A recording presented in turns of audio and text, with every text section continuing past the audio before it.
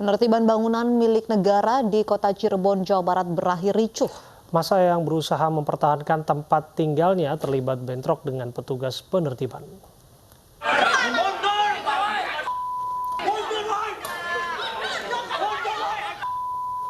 Bentrokan terjadi saat petugas berusaha mengeksekusi aset bangunan milik PT KAI di Jalan Ampera, Kota Cirebon.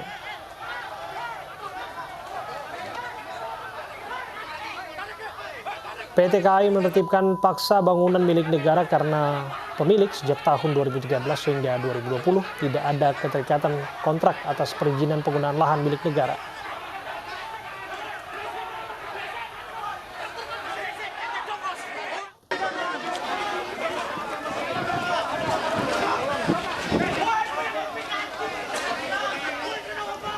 Bentrokan berulang kali terjadi meski aparat kepolisian telah membuat pagar betis untuk melerai kedua belah pihak. Tidak sedikit warga khususnya lansia yang jatuh terinjak petugas saat penertiban.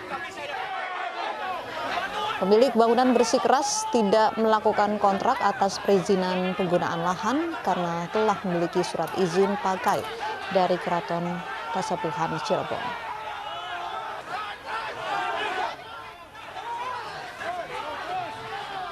Hingga kini belum ada titik temu atas sengketa lahan tersebut.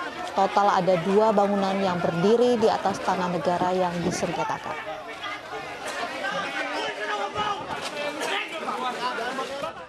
Yang menguatkan surat izin pakai. Surat izin pakai dari? Iya, dari keraton. Dari keraton. Dari keraton. Dan semua surat-surat itu yang memiliki kan tanah keraton, bukan kami. Kami hanya penempat. Menempati aja? Ya, menempati aja. Ada sewanya nggak, Pak? Nggak ada. Oh, nggak ada. Nggak ada sewa. Dari keraton Nggak ada, cuma saya dikasih amanah, jangan sejengkal pun keluar dari sini. Itu untuk hunian kalian semua sebagai rakyat kami keraton. Untuk menggunakan aset tersebut. Sejak itu tanah negara. Dikontrak sejak tahun berapa ya, itu, Pak?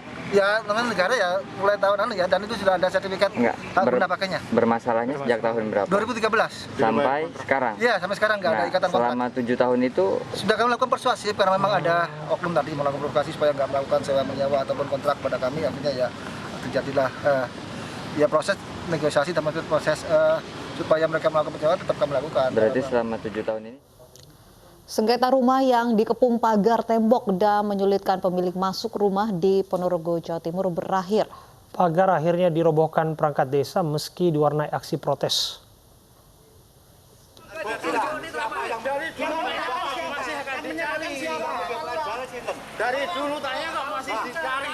Sejumlah warga yang mengaku pendukung Mistun pemilik pagar sempat melakukan protes terhadap aparatur desa. Mereka mengklaim tanah yang dipagar bukan jalan desa. Meski demikian, pagar setinggi 1 meter yang menutup akses masuk rumah Wisnu Widodo akhirnya dirobohkan oleh perangkat desa bersama warga sekitar. Camat Sukorjo menyatakan tembok dibongkar karena didirikan di atas jalan desa, bukan di atas lahan pribadi seperti yang diklaim pemilik tembok. Kita hormati putusan hukum tersebut. Terkait dengan apabila pihak-pihak yang merasa dirugikan terhadap putusan hukum tersebut, dia bisa berupaya. Warga Desa Bulusari, Banyuwangi, Jawa Timur mendatangi Polsek Glaga untuk meminta seorang pemuda dibebaskan karena telah mencuri singkong sebanyak 20 kg. Warga mengumpulkan uang untuk menebus kerugian pemilik perkebunan singkong sebesar Rp50.000.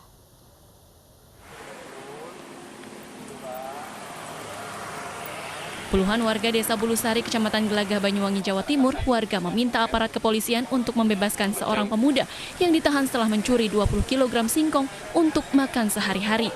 Warga mengumpulkan uang sebanyak Rp50.000 untuk mengganti kerugian pihak perkebunan Kalibendo. Mereka meminta aparat kepolisian untuk menyelesaikan masalah ini secara kekeluargaan bersama pihak perkebunan yang dirugikan. Warga akhirnya membubarkan diri setelah mendapat saran dari pihak kepolisian untuk mengajukan surat penangguhan penahanan. Dari Banyuwangi, Jawa Timur, Eris Utomo, iNews melaporkan.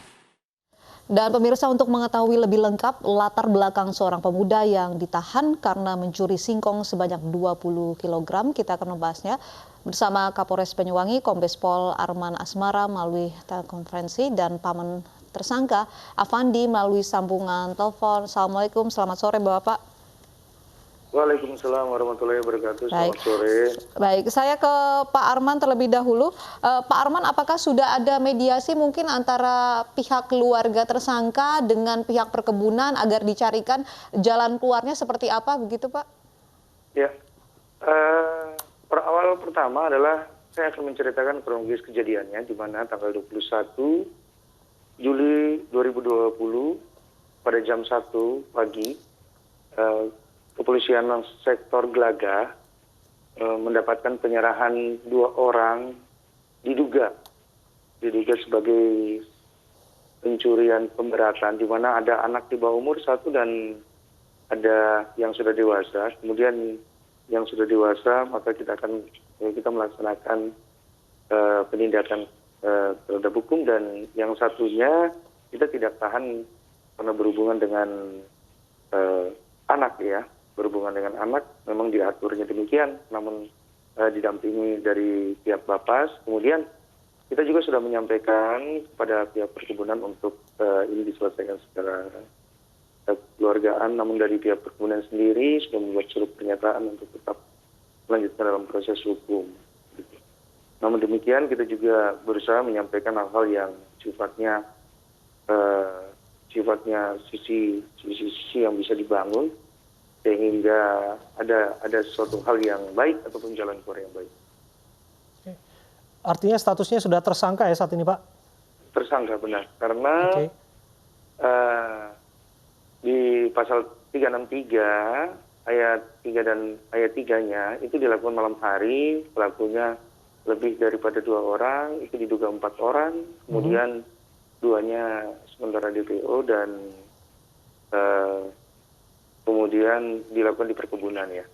Pak, tapi kan ini termasuk tindak pidana pencurian ringan begitu Pak, karena materinya di bawah 2,5 juta rupiah begitu Pak kerugiannya. Mengapa tersangka sampai harus ditahan?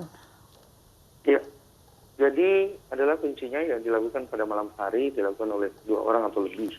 Memang di dalam Perma nomor 2 tahun 2012 ya, di situ terhadap yang berhubungan dengan kerugian ya, dilakukan pada waktu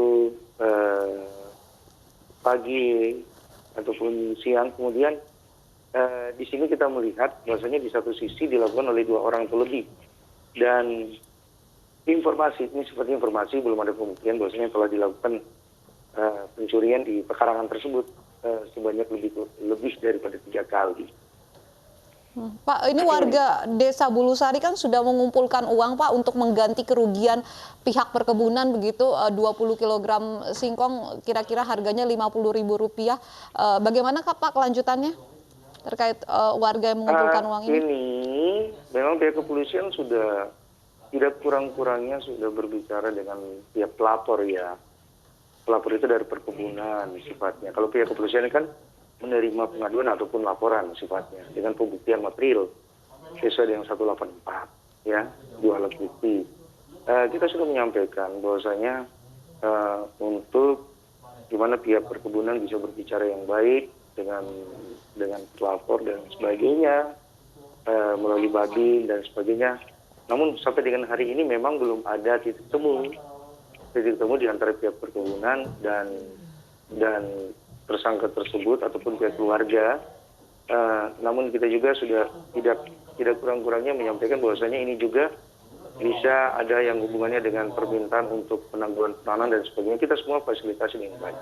Oke. Pak Kapolres, kita coba sapa dari keluarga tersangka, yakni ada paman tersangka, Pak Afandi. Ya. Iya. Selamat sore, Pak. Selamat sore. Pak, versi polisi sudah kita dengar. Versi keluarga seperti apa? Betul curi singkong untuk makan? Iya, untuk makan, Pak. Untuk makan sehari-hari karena kesulitan ekonomi begitu Pak tersangka ini? Iya. Oke. Disebutkan dilakukan beramai-ramai Pak. Siapa saja yang ada di sana waktu itu? Bagaimana awal ceritanya? Saya nggak tahu. Cuman awal mulanya itu si Saiful itu ke rumah saya. Habis itu Pak Mandor datang. Oke. Katanya Saiful sama Yoga itu mencuri singkong gitu. Oke. Lalu seperti apa Pak yang disampaikan kepada Anda? Ya katanya Pak Mandor itu Saiful sama si Yoga ini ketemu mencuri singkong gitu. Oke. Bisa dijelaskan waktu itu seperti apa Anda menerima informasi tersebut? Berapa banyak singkong yang akhirnya dicuri saudara Anda ini? Pak Afandi? Ya. Ya, bisa dijelaskan Pak. Waktu itu seperti apa Pak cerita kepada Anda Pak? Ya ini ponakannya sampean ini ngambil singkong gitu. Alasan mencuri singkong itu disampaikan tidak kepada Anda Pak? Ya saya tanya, kamu ngambil singkong itu untuk apa? Ya untuk saya makan gitu. Oke. Memang dalam kondisi terdesak sekali Pak, tidak ada lagi beras untuk bisa dimakan Pak? Ya memang sulit kalau di sini itu Pak. Sesulit apa Pak bisa diceritakan kepada kami Pak? Ya karena kan sehari-harinya kan tidak pasti Pak di sini Pak. Betul. Nah sehari-harinya tersangka ini bekerja sebagai apa Pak sehingga sangat kesulitan ekonominya Pak? Kalau anaknya ini masih belum kerja.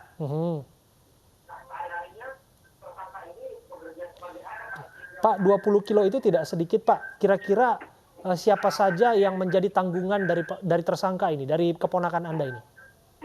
Ya kalau kemarin itu khususnya masyarakat Bulusari Pak. Gimana Pak? Ya masyarakat Bulusari yang kebuka hati nuraninya. Jadi itu simpatisan, istilah urunan katanya orang Banyuwangi itu. Oke. Ini inisiatif dari keluarga tersangka begitu untuk urunan mengganti uang kerugian 20 kg singkong itu, Pak? Ya. Terus sudahkah uang 50.000 tersebut dari urunan warga disampaikan ke pihak perkebunan, Pak? Sudah, tapi tidak mau masih gitu. Apa tanggapan dari pihak perkebunan, Pak?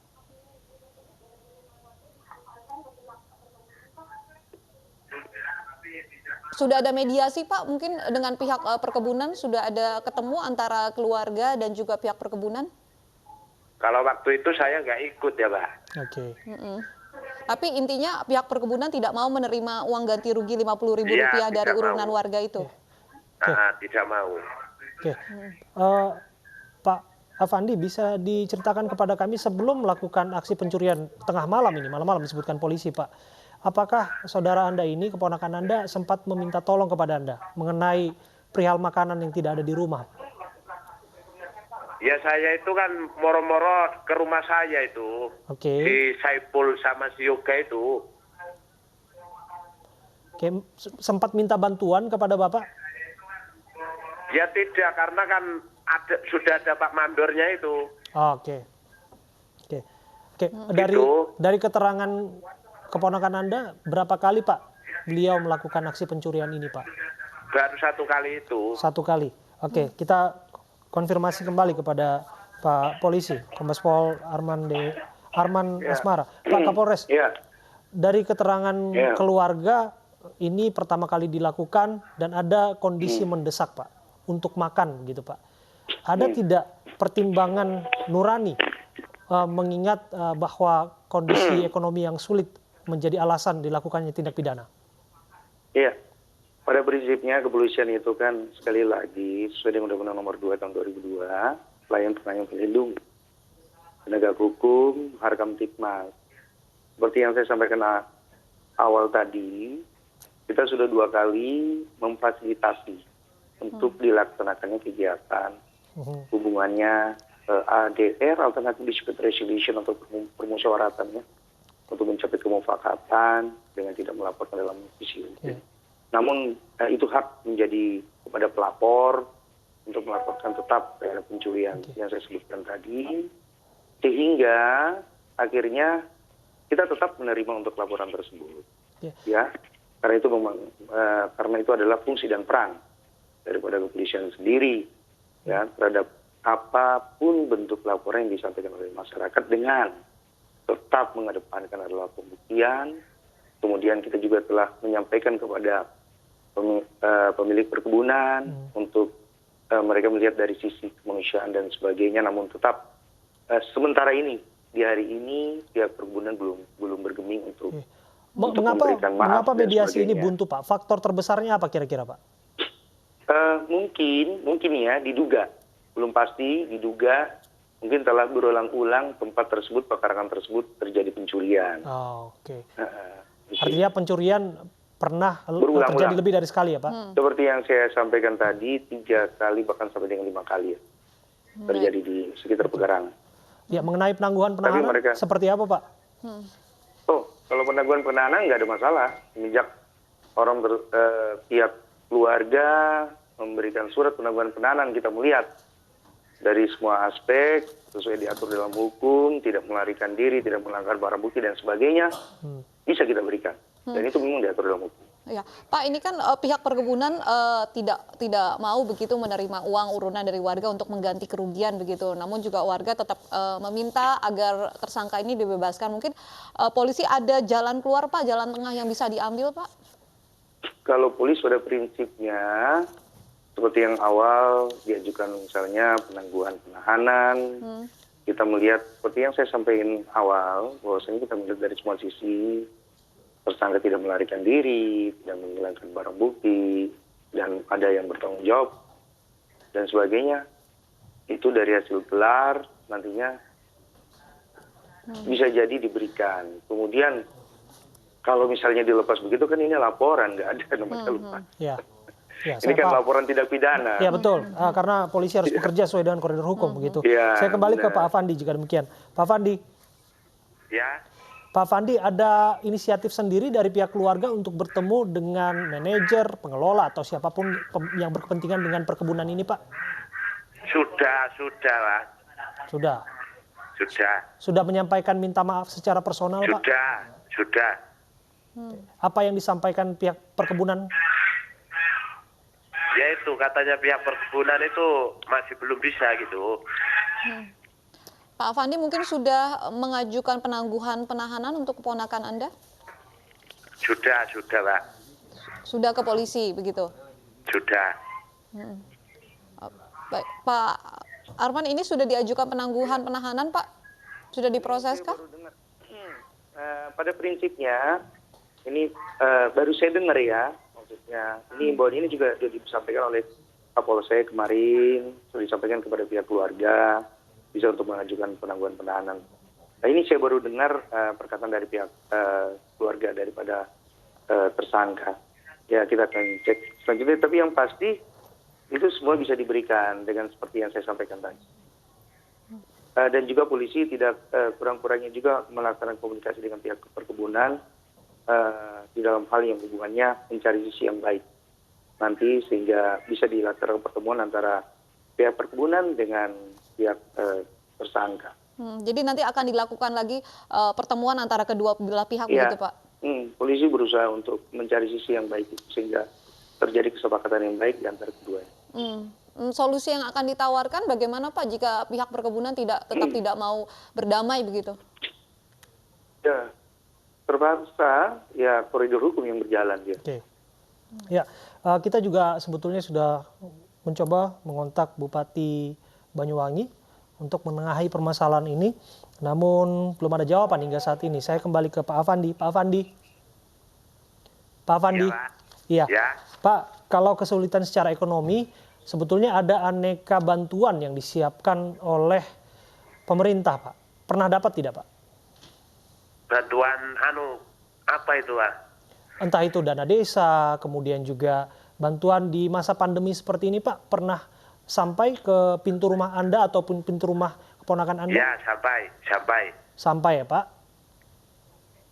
Artinya terima ya, Pak, bantuan itu ya, Pak? Ya, terima. Oke. Ini memperjelas kembali sebetulnya, Pak, seberapa sulit kemudian keadaan keponakan Anda terdesak sehingga melakukan pencurian di tengah malam itu, Pak. Itu pertimbangan yang sulit dijawab oleh aparat kepolisian tadi untuk bisa membiarkan kasus ini lepas begitu saja, Pak.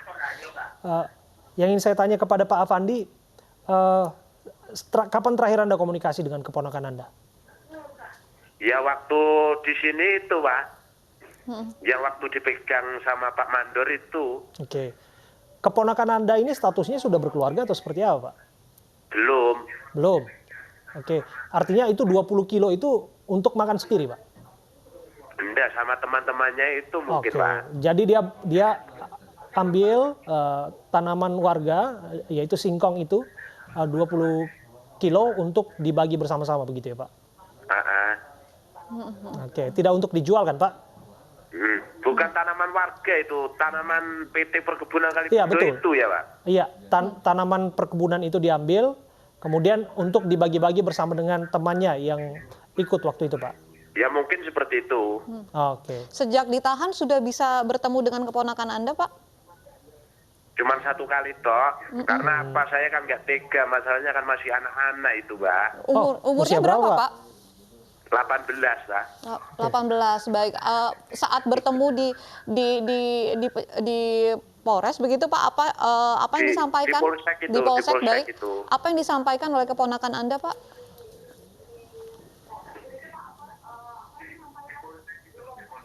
Ya nggak ada, cuman diam aja. Gimana kami ini kok sampai ya untuk saya makan aja Pak Des, gitu ngomongnya. Si Yoga itu.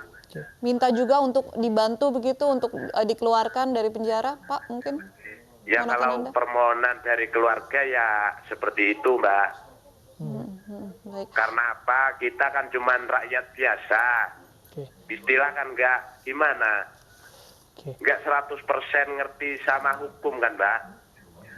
Ya, artinya apakah sudah ada tawaran tim litigasi, pengacara begitu yang ingin bantu keluarga Anda Pak? Ya kemungkinan ada, mungkin ada wes, ada. Oke. Pak Kapolres,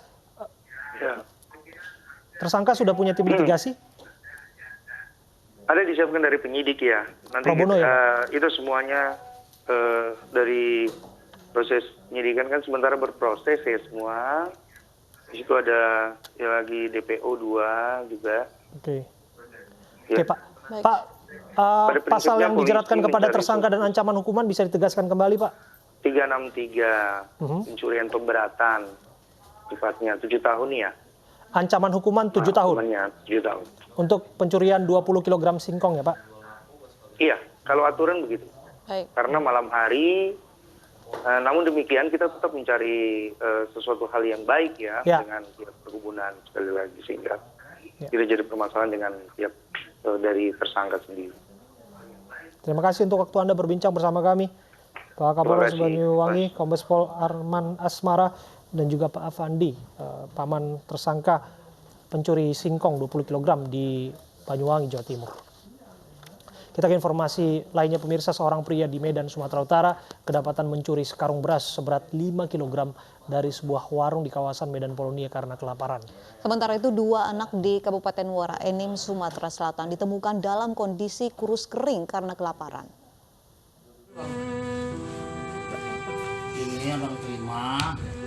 Inilah rekaman video amatir yang merekam saat Kanit Binmas Polsek Medan Baru yang mendatangi rumah Atek, pria yang sebelumnya tertangkap tangan hendak mencuri sekarung beras di Medan Polonia, Sumatera Utara. Kedatangannya bukan untuk menggelandang pria ini ke jeruji besi, namun untuk memberikan bantuan berupa sembako dan uang tunai. Proses hukum terhadap pria ini tidak dilanjutkan, lantaran pemilik warung yang menjadi korban pencurian iba terhadap pelaku. Pelaku beralasan ia terpaksa mencuri karena kelaparan. Apalagi Atek yang bekerja sebagai tukang bubut tak lagi memiliki penghasilan akibat pekerjaan sepi sejak mewabahnya virus corona. Kasus pencurian sekarung beras seberat 5 kg yang dilakukan Atek viral di media sosial. Warga pun akhirnya simpati atas kasus ini karena latar belakang Atek yang mencuri semata hanya karena ia sudah tidak makan selama beberapa hari. Ditambah lagi ia hidup sebatang kara. Nilainya tapi manfaatnya Bang ya.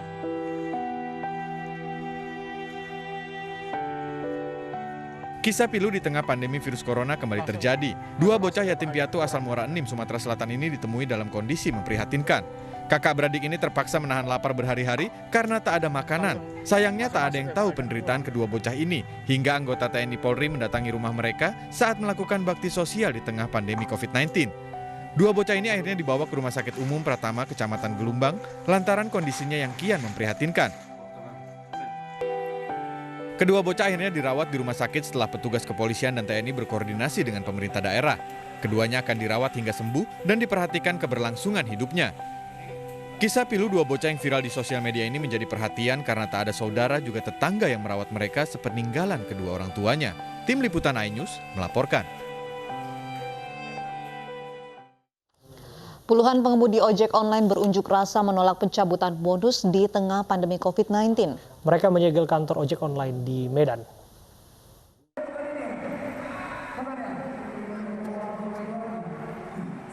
Dengan membawa spanduk, puluhan pengemudi ojek online mendatangi salah satu kantor ojek online yang berada di Kompleks Pertokoan CBD Polonia Medan, Sumatera Utara. Dalam aksinya, pengemudi ojek online ini meminta pihak manajemen mengembalikan insentif atau bonus yang telah dihapuskan. Para pengemudi ojek online ini mengaku kesulitan meraup pendapatan di tengah pandemi COVID-19. Yang kita harapkan ada perubahan dari pihak aplikasi ya. Jangan membeda-bedakan driver. Intinya satu aja berikan bonus yang selama ini menjadi pendapatan mitra. Ongkos kita hari ini 4.000 per orderan. Kalau 10 orderan kita dapatkan hanya 40.000 ya. Itu dipotong dengan uang minyak dan lain-lainnya. Tidak ada bonus, jadi kita nggak dapat apa-apa. Jadi banyak orang-orang tidak ada pilihan lagi. Di tengah Sebelumnya tarif ojek online sudah diatur dalam Peraturan Menteri Perhubungan Nomor 12 Tahun 2019. Namun para pengemudi ojek online ini menduga adanya pemotongan sebesar 20% dari manajemen Grab. Pengemudi ojek online ini mengancam akan melakukan aksi serupa jika tuntutannya tidak dipenuhi. Dari Medan, Sumatera Utara, Ahmad Nasution, iNews melaporkan. Satuan Sabara Polrestabes Medan kembali menggerebek 2 perkampungan narkoba di kawasan bantaran Sungai Deli, Kota Medan, Sumatera Utara. Kami kembali saat lagi.